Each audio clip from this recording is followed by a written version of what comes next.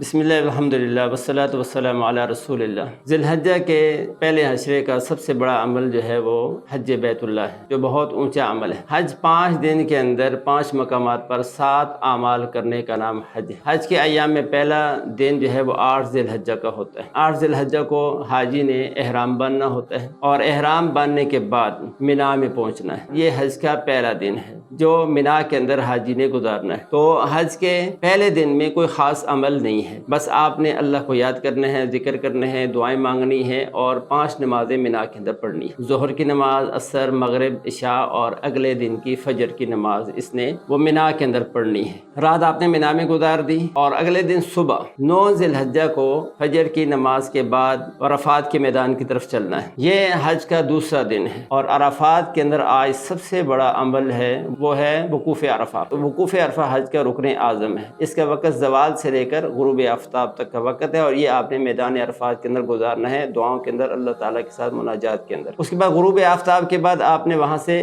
مزدلفہ کی طرف جانا ہے۔ مزدلفہ میں پہنچ کر مغرب اور عشاء کی نماز کو آپ نے ایک ہی اذان اور ایک ہی اقامت کے ساتھ پڑھنا ہے۔ پہلے اذان ہوگی، اس کے بعد مغرب کی نماز جماعت سے اور پھر اس کے بعد عشاء کی نماز جماعت سے اور اس کے بعد سنتیں اور وتر ہوں گے اور رات کو آپ نے وہاں قیام کرنا ہے۔ اگلے دن فجر کی نماز کے بعد وقوف مزدلفہ ہے۔ یہ حج کا تیسرا دن شروع ہو رہا ہے اور اس دن کے اندر آپ نے وقوف مزدلفہ کرنا ہے، فجر کی نماز کے بعد سے لے کر سورج طلوع ہونے سے تھوڑا پہلے تک۔ وقوف کا مطلب ہے کہ وہاں آپ نے ٹھہرنا ہے اور دعا مانگنی ہے، قبلہ رخ ہو کے کھڑے ہو کے دعا مانگ لے۔ یہ وقوف ہوگا، یہ واجب ہے۔ حج کا تیسرا دن ہے اب 10 ذی الحجہ اور اس کے اندر یہ سب سے مصروف دن ہے۔ اس میں آپ نے 3 کام کرنے ہیں۔ ایک ہے رمی کرنی ہے، دوسرے نمبر پر آپ نے قربانی کرنی ہے اور تیسرے نمبر پر آپ نے سر کا حلق یا قصر کرنا ہے، سر منڈوانا ہے یا بال چھوٹے کروانے ہیں۔ اور اس کے بعد جب آپ سر منڈوا لیں گے تو احرام سے آپ نکل جائیں گے اور اس کے بعد آپ کا ایک عمل رہ گیا ہے، وہ ہے طواف زیارت۔ اس کو آپ 10، 11، 12 ان تاریخوں میں کسی وقت بھی کر سکتے ہیں۔ سب سے آسان یہ ہے کہ وہ آپ 11 تاریخ کو کر لیں۔ یہ جب طواف آپ کریں گے